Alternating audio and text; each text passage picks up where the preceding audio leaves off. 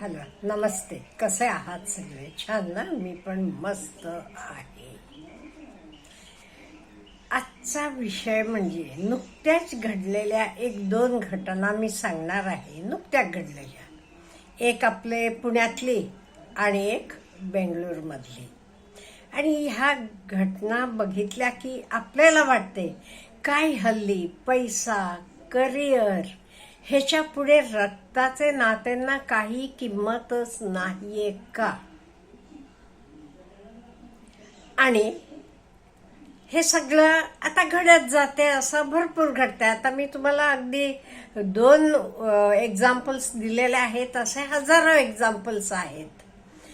मग हेतनं बाहेर पडून आनंदी सुखी आहे तर सगळं मान्य करून आपण ज्येष्ठ मंडळींनी जगायचं कसं ह्याच्याबद्दल पण बोलणार आहे. त्याचे आधी नुकत्या घडलेल्या दोन घटना अगदी थोडक्यात सांगते. पहिल्यांदा सांगते ती बेंगळूरमधली घटना. आईचं खून झालं. कोण खून केलं? वडिलांनी. वडील कोण होते? इस्रोमधले निवृत्त कर्मचारी. वय होतं त्यांचं 70. हे बघा, इस्रोत काम केलेला रिटायर्ड कर्मचारी. आणि कशासाठी त्यांना बायकोचं खून केला? म्हणजे माझे नंतर तिची काळजी कोण घेणार म्हणून तिचं खून केला. आणि स्वतःला पण तो संपवणार होता, पण तोपर्यंत आजूबाजूच्यांना आवाज ऐकला किंवा कळलं आणि त्या माणसाचं नाव नागेश्वरराव, आणि त्यांना पकडलं गेलं. आणि पोलीस स्टेशनवर केस झाली. पोलिसांनी त्यांना घेऊन गेले आणि पोलिसांनी त्यांना एकुलती एक मुलगी, ती आहे अमेरिकेत, तिला फोन केले, ये असं असं झालेलं आहे का, म्हणजे आईचं सगळं अंत्यक्रिया वगैरे करायला पाहिजेत ना. तेव्हा तिनं काय सांगितलं? तिनं मला येणं शक्य नाही असं स्पष्टपणे पोलिसांना सांगितलं. मग त्यांचे नातेवाईकांनी पुढे होऊन ते काही अंत्यसंस्कार वगैरे केले.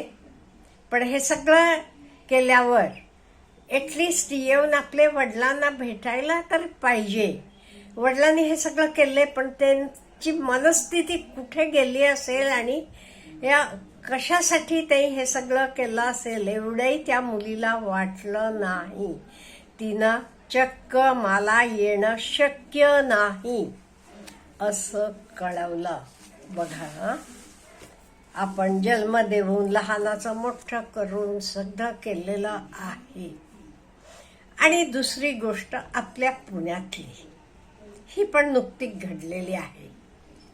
हे बघा, एक 3 वाजता, दुपारचे 3 वाजलेले, एक मोठं स्मशानभूमी, अमरधाम नाव तिथे निलेश 35 वर्षाचा तरुण, तो व्हाईस प्रेसिडेंट म्हणून USA मधले एका मोठे सॉफ्टवेअर कंपनीत काम करतो आहे.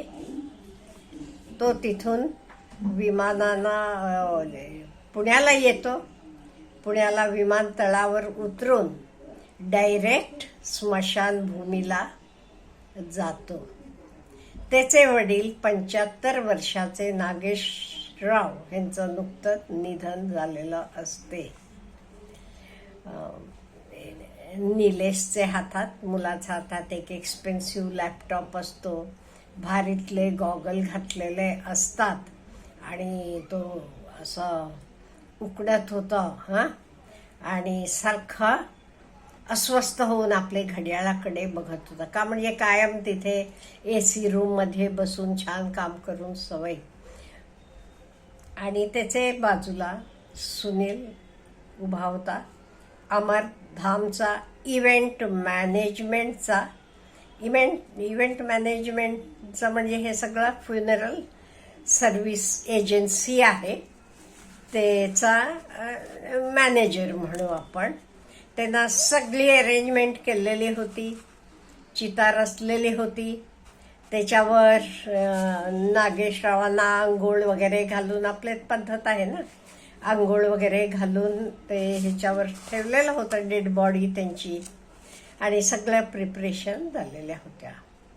निलेश येतो, त्याचे वडिलांचे चेहऱ्याकडे बघतो, 1-2-4 त्याचे डोळ्यातनं अश्रू वाहतात, आणि सुनीलला विचारतो तो, मिस्टर सुनील, सगळं झालेलं आहे ना, सगळं ठीक आहे ना? का म्हणजे मला 6ची फ्लाईट आहे, मला उद्या इम्पॉर्टंट मीटिंग आहे, त्यामुळे मला जायचं आहे, त्यामुळे हे सगळं पटपट आवर म्हणून.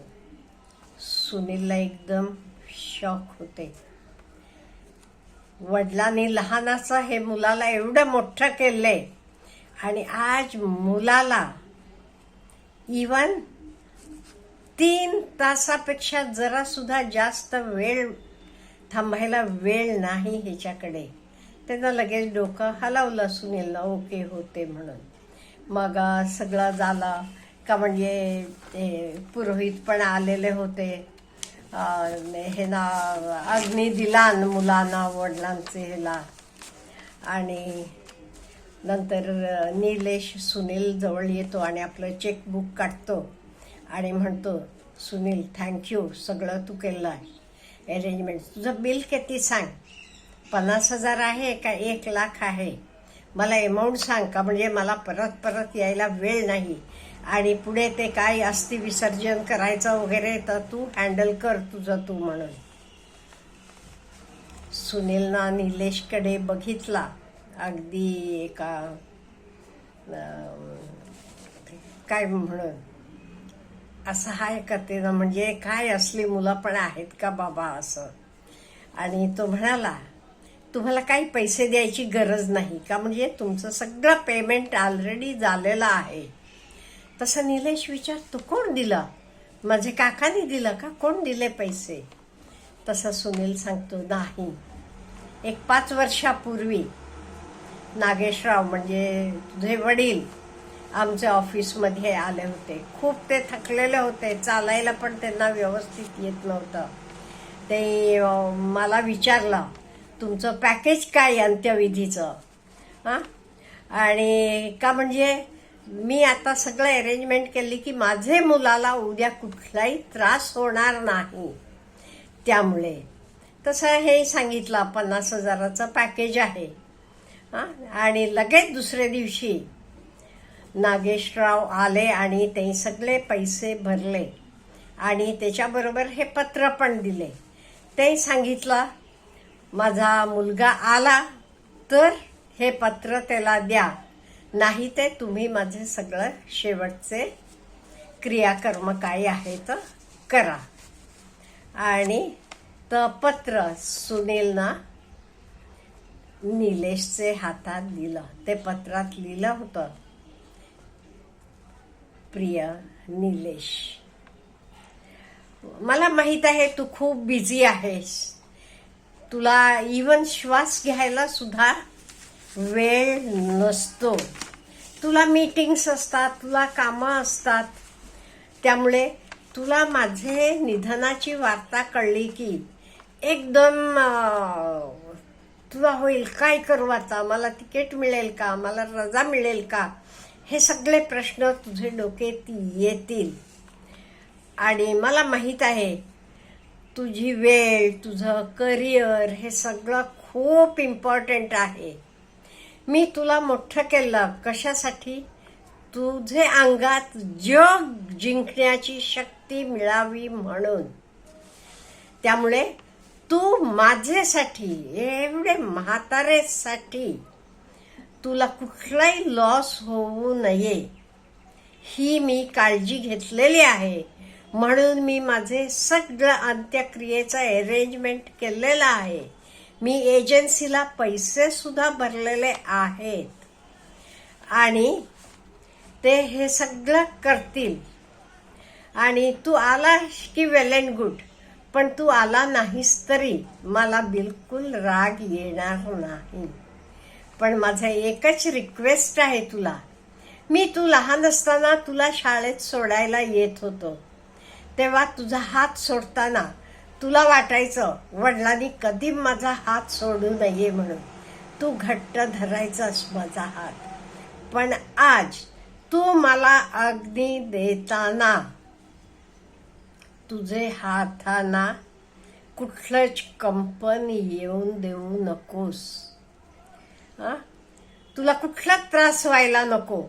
तुझं काम झालं की लगेच तू घरी जा, म्हणजे अमेरिकेत. तुझी बायको तुझी वाट बघत बसेल. तुझे बाबा.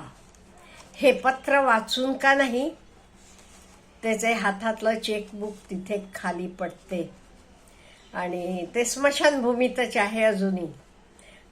आणि तो म्हणतो, अगदी जायचे वेळेला सुद्धा वडिलांना काळजी होती माझी, मला त्रास होऊ नये म्हणून ते ना, माझ्या वडिलांनी किती सगळं केला काय त्यांचे मुलाला, इवन ते गेल्यावर सुद्धा त्रास होऊ नये म्हणून.